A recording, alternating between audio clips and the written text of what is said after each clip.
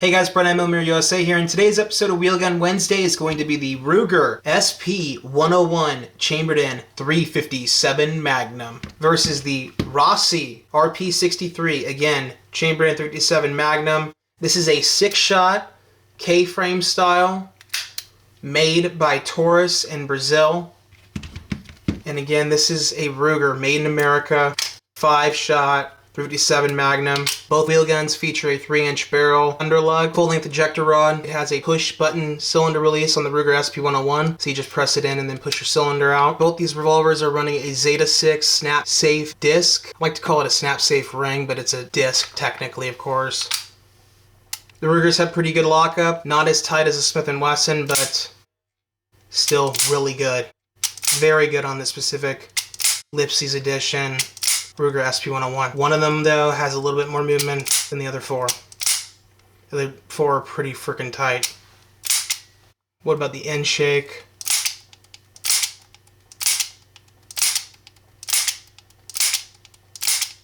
Pretty even on all those.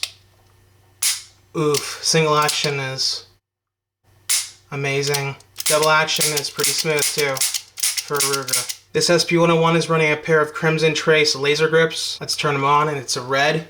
Where the red dot goes, ya bang. Right, guys? Looking at the sighting system, you can see it's a brass bead front sight, and then a traditional, fully adjustable rear sight for both windage and elevation. So we covered the Ruger for a bit here. Now let's push back to the Taurus/Rossi. Again, you can see your caliber right there. So standard 38 Special, 38 Special Plus P, or 357 Magnum.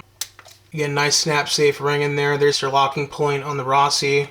Nothing on the end of the ejector rod. A good size ejector rod to extract the spent shell casings when you're done. How is the lockup on the Taurus/Rossi? Tight on that one. Tighter. Not bad. So 3 of them are a little bit looser. How about end shake? It's not bad. Pretty good return spring. A little bit better return spring on this Taurus/Rossi compared to the Ruger. You can see that this Rossi has the firing pin mounted on the hammer. Very retro, very old school Smith & Wesson-like, very cool. And that is replaceable if it does crack or something like that. You also do have a transfer bar safety in there by the looks of it. You have also a very nicely knurled hammer. This Taurus-produced Rossi revolver, made in Brazil, is pretty freaking nice, guys. No lock on either of these revolvers. No internal lock like a Smith & Wesson, modern-day Smith. Most of the Smith & Wessons have a lock. I think that's stupid. There's no reason there should be a lock on a revolver, in my opinion. And a lot of my viewers also agree with that. Again, looking at the trigger on the Ruger.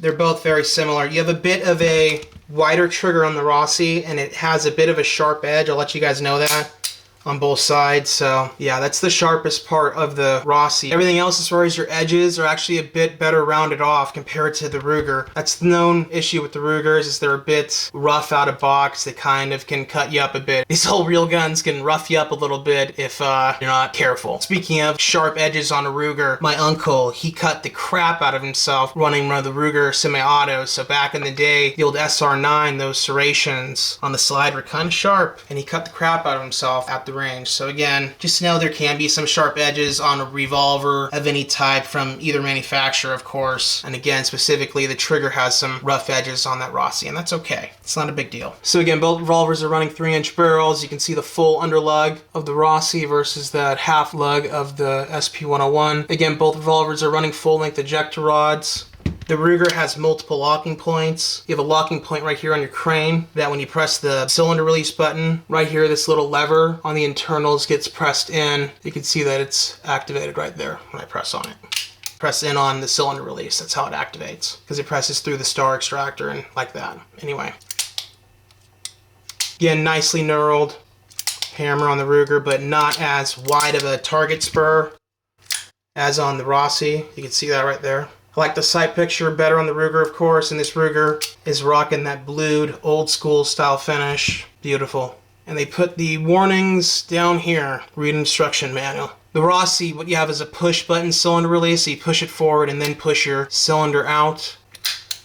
How does the cylinder look on the 6-shot versus the 5-shot? How much thicker is it? That's your profile difference you're looking at. So the Ruger SP101 is definitely the more carryable revolver out of the two, in my opinion. So people are going to ask, so I'm going to tell you, so which of these two wheel guns would I personally prefer to choose if I had to choose between them?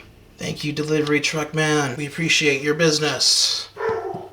So between the two of them, it would be the Ruger American-made revolver all day long over the Rossi. I just think that the Ruger is a bit better made, even though it is investment casting and all that. So it's not stainless steel or forged. I trust the castings from Ruger more than I trust the MIM parts and everything that Rossi has going on here with their build. Prefer Ruger stuff. I think it's better made personally. And a lot of other people are going to agree with me. These things are made like tanks. That's what everyone likes to say about the SP101. It is a quality 5-shot 357 Magnum revolver. The Rossi has this decent Packmeyer looking rubber grip to it. You have some stippling, some pebble-like texturing to it. It's 3-finger style. You'll see how that wraps around there.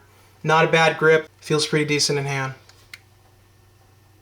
It's a nice gun, more budget price. So the Rossi RP63, more of a budget gun compared to the Ruger here. I think this is gonna run about $200 more, maybe $150 more. So know that going into it. If you would like to buy the American-made product, it's gonna be a bit more expensive. And again, I absolutely love the looks of this lipseys exclusive edition. It's absolutely tremendous, this presentation. Yes, you do lose one round, but I gotta tell you guys again, the quality of this thing, it's built to last. And it will, in my opinion, outlast this Rossi. That's my opinion, guys. Some of you guys that have had bad experiences with Rossis, you know what I'm saying? It's just, it is what it is, guys. You spend more money traditionally, you get the higher end, better made product. I know I'm gonna hurt some Taurus/Rossi fans out there, but it is what it is, guys. That's my personal opinion. You guys sound off in the comments. Let me know what you guys think. Appreciate you guys watching this video. You guys have a great one. And as always, remember, your Second Amendment is worth protecting.